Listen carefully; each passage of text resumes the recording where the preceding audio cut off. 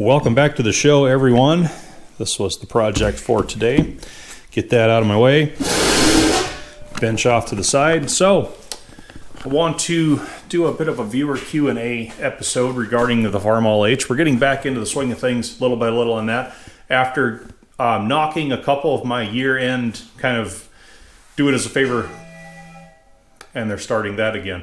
Do it as a favor projects for a couple of fellow YouTubers and friends of mine. The episode prior to this, we did the main bearing pinning rework on the starting engine for What Hobo Grow Knows from YouTube for his Caterpillar number 10 Auto Patrol grader. And just today, I finished the second project and final one before we do the H again. And this is a water pump shaft, drive shaft off of a John Deere D tractor. Belongs to Kenny Kizzle from Kenny Kizzle Rusty Nuts Ranch here on YouTube. Link to his channel in the description below if you haven't already checked it out.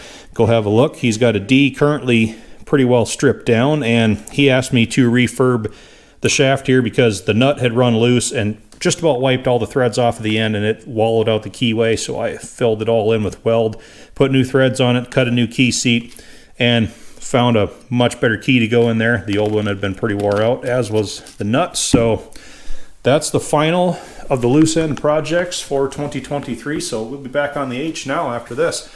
But for the viewer Q&A segment, a few things from the comment section that I thought would make for an interesting episode, kind of a gap filler before we really get back into what's sitting on the bench. So let's get going. First question comes from Mr. Luke Strasser, and he asks, would you be kind enough to walk us through your process for determining where to cut your exhaust extension pipe to model original specs? And yes, I indeed did cut this extension pipe down. Once I had the hood on and the muffler set on, I decided it was just up a little bit too high. So this is the excess that I chose to trim. And I didn't actually measure it, I was just going by eyeball. Let's see where it is, in case y'all are curious.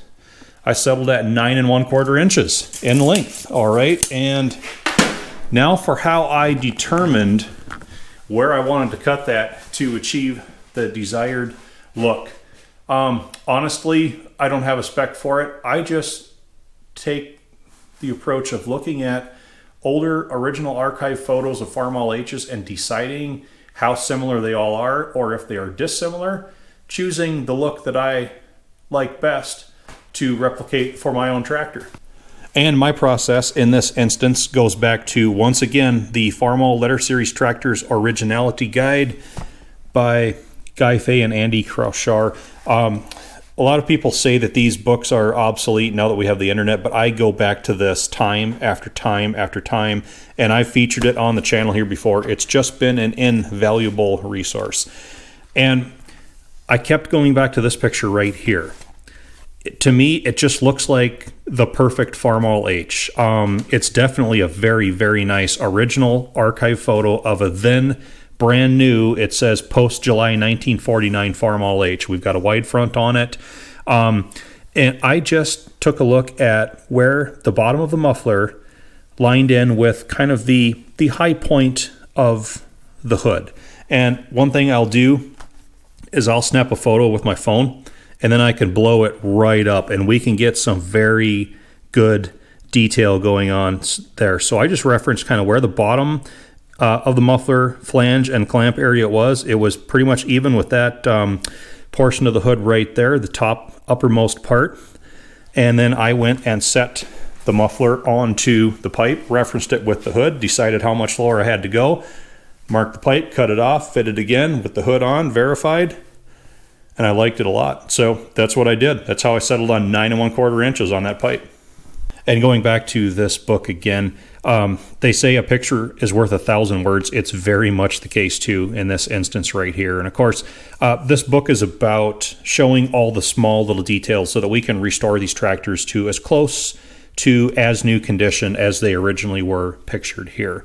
The caption says, a beautiful archival shot of the left side of a post-July 1949 Farmall H.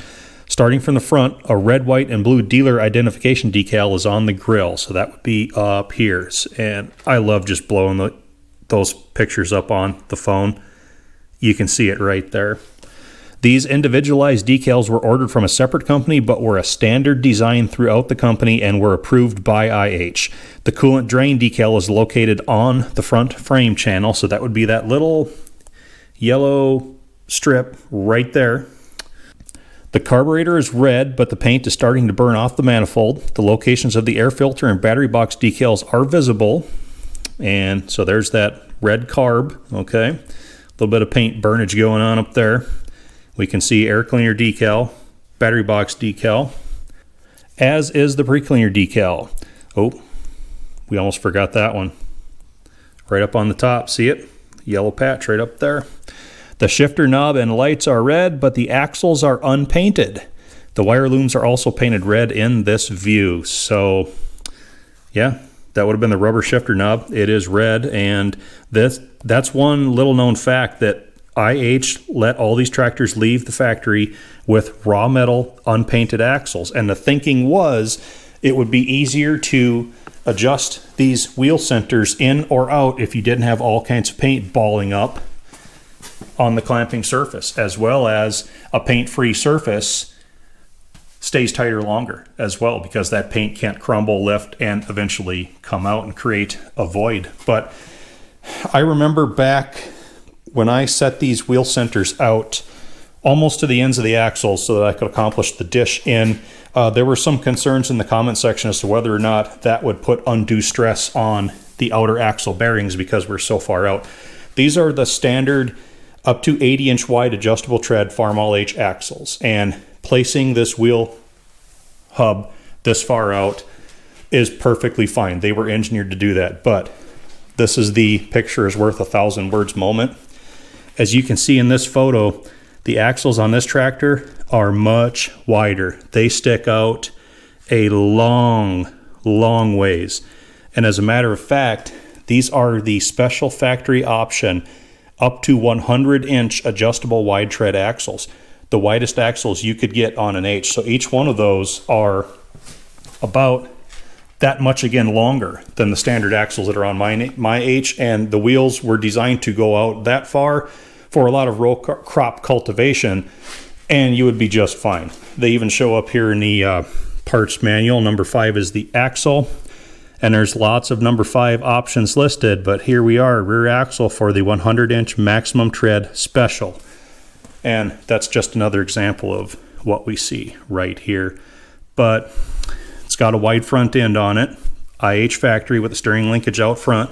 The interesting part is there's still an old dealer tag hanging off the steering rod on that front end. And he must have bought this McCormick IH pull behind combine harvester about the same time, because it looks just as nice as the rest of the tractor. And taking a look at the guy, I would say the expression is not exactly that of being at ease. He looks a little bit tense. He's got a pretty good grip on the steering wheel, both hands, but the clincher for me, you can see his foot is slightly depressing the clutch pedal. That clutch pedal is off of the rest right here at the front of the deck. So he's riding with a little bit of pressure right up against that release bearing. Tells me he is primed and ready for a sudden stop at any time. So this might have been the first time out in the field with this brand new setup, and he's got the dealer reps out there taking his picture besides. He's feeling it out, waiting to see if anything's going to happen, if there's going to be any problems. So I don't know. I just like the way the muffler setting looked on the H in this picture, and I see we're about 5.5 minutes into my rambling. That's how I determine where to put mine. And one more to tack on to the muffler debate. Sturf89 asks, will you put a flapper/rain cap on your muffler? Some people hate them, but I like them. Then there's the debate of which way to position them, haha. So I've ran rain caps flappers on all of my things until the Swamp Angel. I did not put one on that because it just didn't look right to me. And as I showed y'all in the last Preparation H full episode, I'm going with the Repop back to factory IH specs muffler. And once again, into the archive book, I have not seen any Farmall H's in original archive pictures that have had a flapper on the top. Couple that with the fact that these tractors once I completely restore them and paint them and get them all shined up, never sit outside after that. So honestly, for this tractor, I'm leaning towards leaving a flapper off of that muffler. If it ever has to spend a night outside at a tractor show, we'll just pop a tin can over the top, call it good. And as far as the debate as to which way to position your flapper, I've always put mine with them basically flapping facing forward. Other people say that they like to have them backwards for, like, you know, road gear, high speed, wind doesn't keep them down, or trailering a lot of times. Personally, I'm going to defer to one Rick Bork's strategy from YouTube here. He puts them at a 45-degree angle to make everybody mad. And now to change it up a little bit, Joe Neerim says, I have a request. I asked this in an earlier H episode and you answered, but now the comments are gone because of the whole brand channel switchover thing. All my old comments disappeared. Can you give the source for your parts manual? Thanks. So the H parts manual that I've been using, I purchased this probably about 12, 14 years ago. It was online. It's a reproduction. And at that time, it came from Rusty Buck's Ranch. They had their, they had a website and everything. And I've looked for them since, just very recently. I can't find them anywhere, so I don't think they're around anymore. But yeah, this was a very good reproduction manual. It does the H and the HV tractors, and it even covers everything Super H as well. It was the full bit.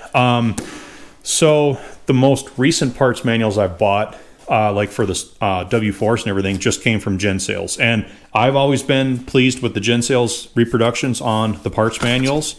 Everything's been super clear, super legible. Some people have said they've had trouble with some of the illustrations coming through. I personally have never had that issue. So that's where I get all of my repop manuals now. They got a good website, good ordering, excellent service. They've always shipped well. And I've purchased a lot of their manuals throughout the years. Pretty much, if it's not like an original that I found at a swap meet, like at one of the manual guys that set up, if it's a repop, it's a Gen Sales. And to wrap things up, this was an old comment, was left several weeks ago, but I took a screenshot of it because I thought, it's handy to come back to. SV Octopus asked, what's your thoughts on a suicide knob for a tractor like this, or not? Use one at all for any tractor? Personally, yeah, he's talking about the spinner knob that would go on the steering wheel up here. And I've seen them around quite a lot. I'm not trying to pass this off as fact. This is just my opinion combined with my own personal preference. I don't care for them at all. I drove a tractor that had one on at one time, and I tried to use it, and this is probably just a problem that's in my brain. I just didn't feel like I had any kind of a grasp on that steering wheel at all. It's like it wanted to roll out of my hand. I just didn't feel like I had a good grasp on the steering wheel to maintain control of the machine. So I just went back to just grabbing the steering wheel. And I've cut a lot of square corners with this Farmall H with a sickle mower on the back throughout the years. Never had a spinner knob on this, and honestly, the times I've driven tractors that have had one, it's just my natural tendency is just to grab the steering wheel, and I just pretty much ignore them until I go to whip the steering wheel around in a quick, like, hand over hand gesture, and that knob comes around, smacks me in the wrist, and I just hate the thing because they're just in the way for me. So personally, no, I won't put any on any of my tractors. Our Ford 8N came with one on. I took it off and threw it away. That was the first repair I did to that tractor because I personally just don't care for them. So this tractor, or any of my W4s, because that was the W4 episode he asked that under, you'll not see any spinner knobs on any of my tractors. But this is not me saying that someone would be wrong for using one. So the comment section doesn't try to just light me up, okay? If you like them, use them all day long. You will not get an argument from me. So that rounds out our Q&A segment. Hope that helped to answer some of the comments and maybe, prevented some repeat comments from coming up in the future. So hope to see y'all back again, everyone. Work will now resume on the Farmall H. And hope everyone has an excellent holiday season and a very good new year. So thank you again all. See you next time.